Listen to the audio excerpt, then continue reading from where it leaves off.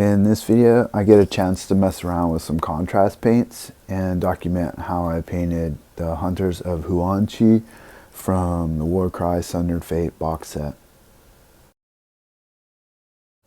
So I started with a Zenithal Prime with light gray over black, and the first color that I'm using is Imperial Fish Yellow.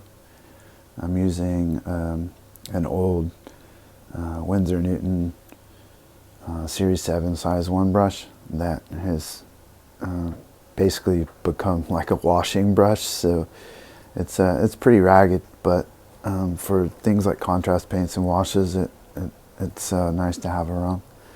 So here I'm basically painting on the ends of the extremities, so the ends of the arms up past the elbow and the feet up to the calves, and then painting the head, and basically trying not to let it pull up too much across the model, and then lastly painting the tail here, and that's about it for this first step with the yellow.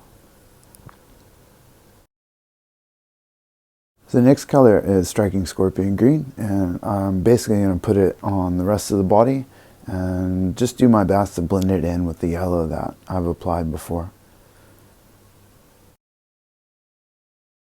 This color is Frostheart, and I'm basically just using this to darken down the scales along the lizard's back.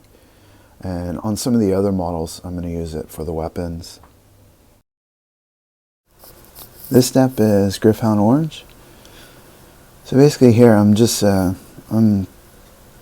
basically trying to goof around with contrast paints a little bit, and I don't normally paint with these so much, so this is kind of like a first in trying to do a majority of a model with contrast paints, but I wanted to add, you know, some snappy colors in here, and orange is I don't know, it's a really lovely color that I don't really play with all that much, and so here I'm just basically trying to pick out some details in the yellow with the orange to make it a little bit more interesting. Here I'm going to use Snakebite Leather to base coat the leather bits on the model, and then I'm going to undercoat everything that I intend to paint brown or gold later on. So here I'm starting to switch over to acrylic paints, and I'm using Rhinox Hide to paint the blowpipe and then the leather straps going around the chameleon. So here I'm going to use Dryad Bark, and I'm going to use it to basically just paint the sandy portions or the muddy portions of the base. Next I'm going to use Athonian Camoshade to go over the ruined pieces and the gray areas of the rubble and whatnot to give it kind of a mossy effect. So I'm going to go back and use Gray Seer again, and I'm going to basically just go and try to highlight the edges of the ruins of the temple. Just to give it a little bit more interest and whatnot. Here I'm using Screaming Skull to highlight the skull on the runes. I think I missed a recording of the skull itself, but that was the Shapti bone. Next I'm using Sotek Green, and Sotek Green is going to be for the lizard and the snake that is basically on the base itself and going through the skull and whatnot. And lastly, Retributor armor is going to be used on all the gold bits on the model and across the model. From here I'm painting the base rim thinking that I'm almost done, but I'm not quite done. I'm looking at the model, it's just a little bit too vibrant and too saturated for me, and I kind of want to dirty it down a little bit, so that's the next step. So here I'm going to use Garaghak Seer in contrast medium, probably dilute it down 6 parts to 1, and making a wash and going over the whole model. Something I saw from a Richard Gray video, something he did on his Imperial Fist, and I thought I'd try it out. So here I'm going to use Moon Dust. It could be Dorn Yellow if you have it, and I'm going to use it to highlight all the yellow bits that I had previously done on the model. I'm also going to do some stippling here on the headpiece and this flat area in between the two.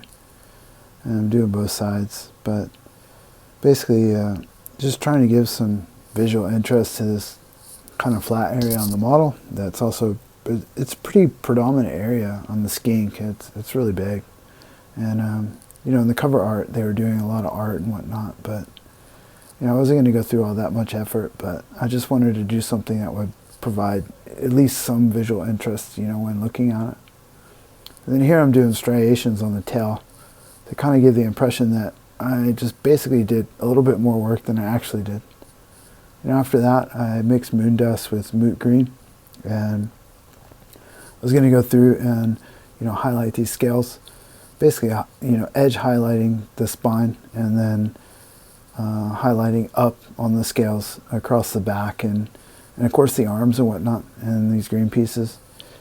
After that, I used Rhinox Orange, and I was going to go through and basically do, again, you know, just some, you know, some broken highlights along this ridge piece here, and then, you know, highlight the horns, and then the little jaw line. I don't even know what you really call that. I'd have to get out a science book and look that up, but the jowls and whatnot, and basically just adding some orange in there and creating some visual interest as best I can. But all in all, I'm not spending too much time doing any of this. But, you know, after that, I used XV88 and went through and highlighted the leather straps. And then here I'm just basically finished with the model, and yeah, I'm looking at it and I'm thinking it looks pretty decent, and I want to move on. So that's basically it. This is the rest of the warband alongside the terrain in the box, and spent a little bit of time painting up the terrain, but so far I'm pretty happy with the collection. The warband turned out pretty nice too. I mean, nothing to write home about or win a competition with, but it'll definitely be really cool playing some games with this. So I hope you enjoyed the video. I hope you got something from it. I hope you enjoyed it. Thanks for watching, and enjoy your hobby. Have fun gaming. See you next time, I guess.